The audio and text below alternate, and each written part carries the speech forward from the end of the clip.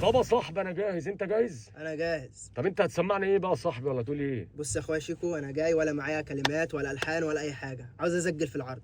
عايز تسجل في العرض؟ عاوز اسجل في العرض. طب لحظه بقى عليا كده، انا هعمل لك بص المستحيل. هكتب لك كده كلمتين، لو قلتهم في اللايف حلوين هنسجل لك المهرجان في العرض. يلا بينا. خلصانه؟ يلا بينا. خد كده يا صاحبي، قول لي الكلمتين دول كده، سمعهم لي بصوتك.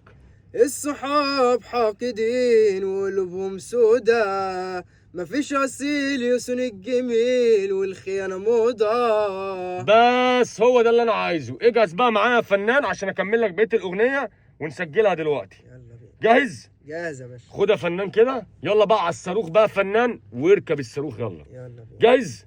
يلا بينا. حسام شيكو.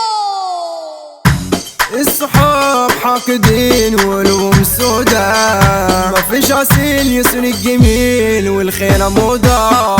حبت وحده طلعت شمال، عيشتني في اسوأ حال، كل همها شكل ومال، ما بقتش عارف اعمل ايه. واللي في يوم مره ظلمني وجع عليا ناس وكسرني، خان فيا وعب في داري، قادر يا رب اللي يكون عليه.